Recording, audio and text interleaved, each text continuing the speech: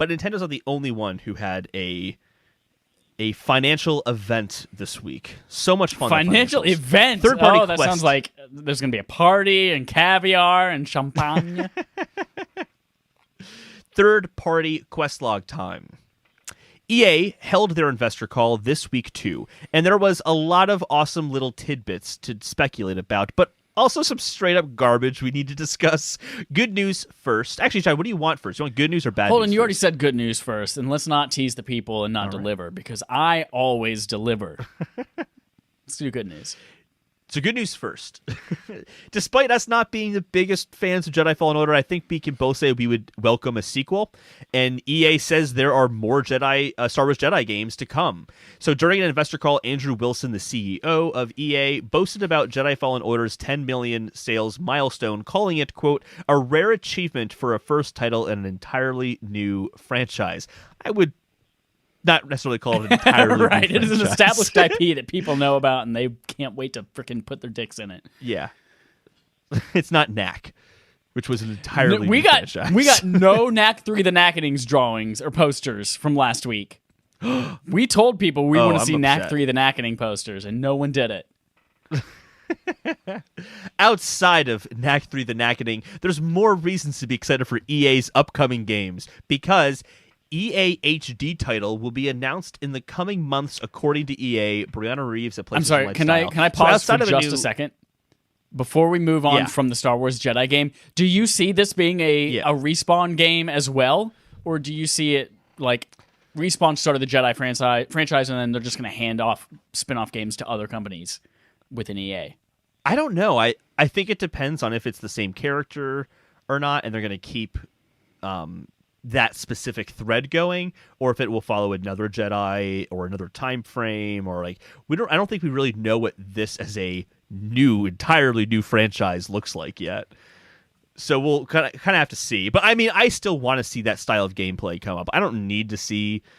Is it Cal Kestis? Is that his name? Cal is certainly his first name. Cal is his first name.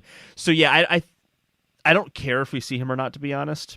I just don't. Yeah, me neither. The story of the game Mostly didn't because speak he was a to me redhead enough and that I I hate needed to gingers. continue. Just kidding, my best friend's a ginger. Yeah, it's one of those things of I'll just wait and see what they announce, and I'll play it, because I didn't like the first game, but I appreciated what it was trying to do. And from what I understand, the patches that they've released since the game came out have fixed most of the issues I had with the game when we reviewed it. So I've heard that too, and there's a new game plus now as well. It came out for May the 4th. So I'm kind of... We said May the 4th. Disney owns this podcast now. I'm tempted to try out New Game Plus and just see if the combat got better, because that was my biggest complaint with the game, is that I had played Sekiro earlier that year, and that combat system is very, very similar to Jedi Fallen Orders, and it's also infinitely better. So it was hard to get into Jedi Fallen Order because it didn't have the same weight of combat that Sekiro You played did. Sekiro? Yeah, I don't know if I ever mentioned that. I don't think you have. I played Sekiro. I might. I really want to play it again soon. Oh my god! Like really That's badly. insane. I didn't even. I know. But surely you didn't just. You I just am beat insane. it. Did you beat it? Oh, I beat it. I platinumed Oh my it. god! Oh my god! Holden, how did I not know this about you? Oh, shut up! I You do did. this about me. Let's continue. So EA HD will be announced in the coming months, according to EA. Brianna Reeves of PlayStation Lifestyle informs us.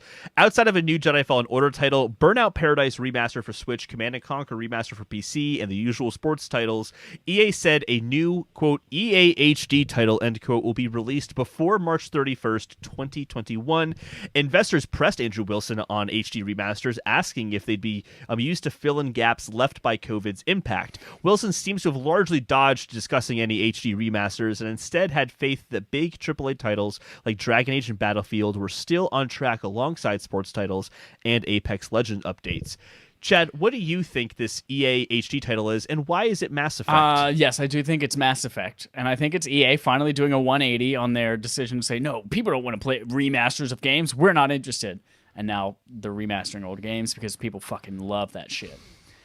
What confuses me Wilson seems to be, so asking if these games will fill in gaps left by COVID-19, and he says we've got really big faith in our AAA titles like Dragon Age and Battlefield.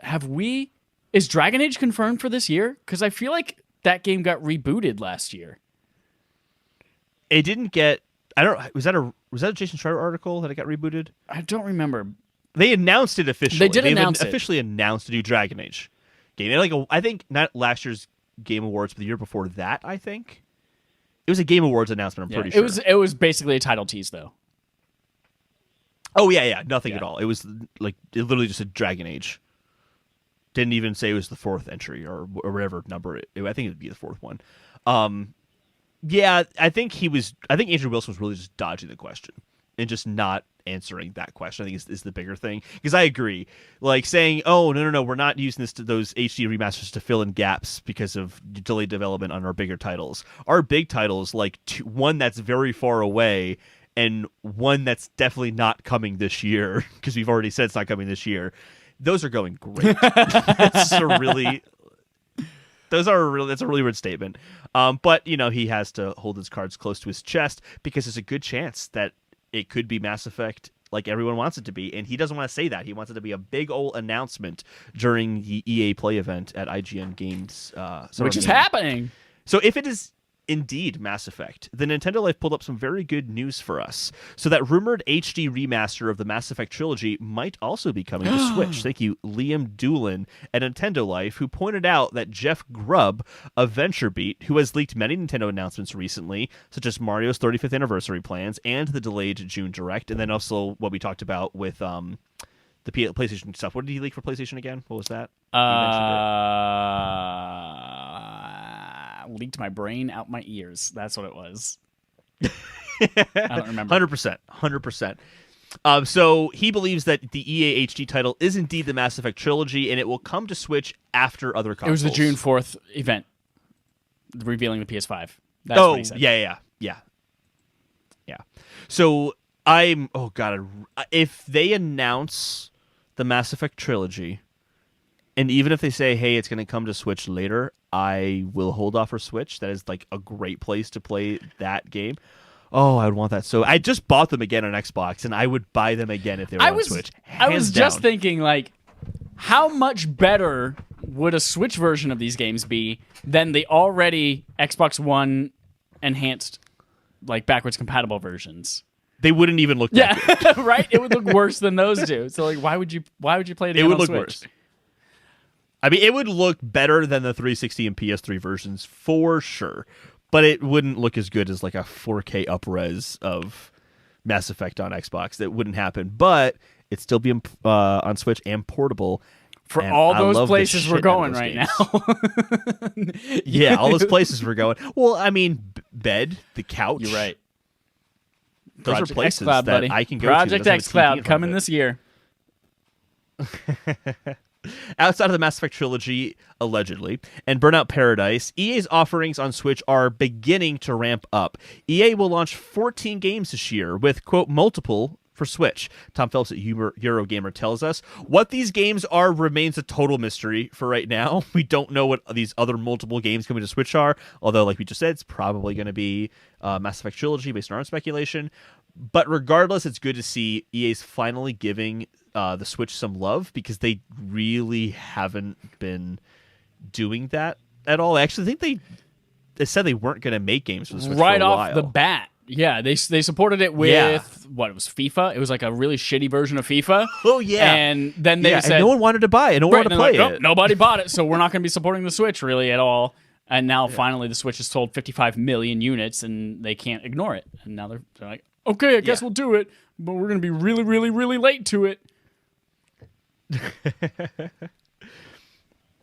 Here's the thing, though, because with EA, there's always like a caveat. You can't just they can't do anything right exactly, unless it's Titanfall 2. That's that they did that right exactly, except for the marketing of it. See, even there they didn't do it. They didn't do it right. Yeah, sorry. I was trying to think. Was Titanfall 2 when Respawn was part of EA?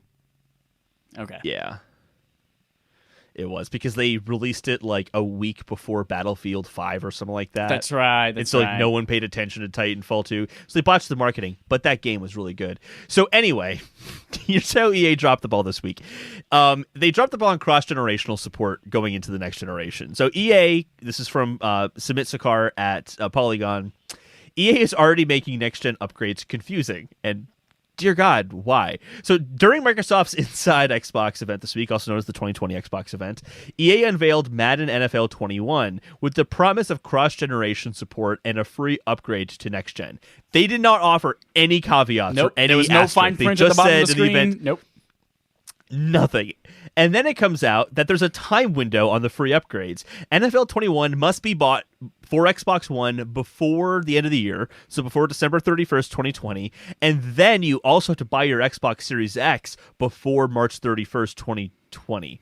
So if you don't do that, then you have to then pay to get the Series X version and all these Series X enhancements. That's so stupid. There are so many things that are wrong with this. Yeah. One, we're predicting a lot of supply shortages for these consoles at launch. There's no guarantee you'll be able to find one by March 31st. Two, what does it cost? Do I buy it for full price and then have to pay full price again on the next one? Is it an upgrade fee of $10 like it was for the other cross generation from PS3 to PS4? Like, there are so many things wrong with this. Does that even qualify as smart delivery? Like, can they not legally, because Xbox decides it, not the law, but can they put the smart delivery stamp on it if there's a timed window on it and nothing else has that stamp on it? Can they advertise this in the trailer, which lives forever? So if someone sees this trailer after December 31st, I'm like, oh man, that's really cool. I can get this for free and upgrade, and then suddenly you're out of luck. There's so many things wrong with this. I hate it.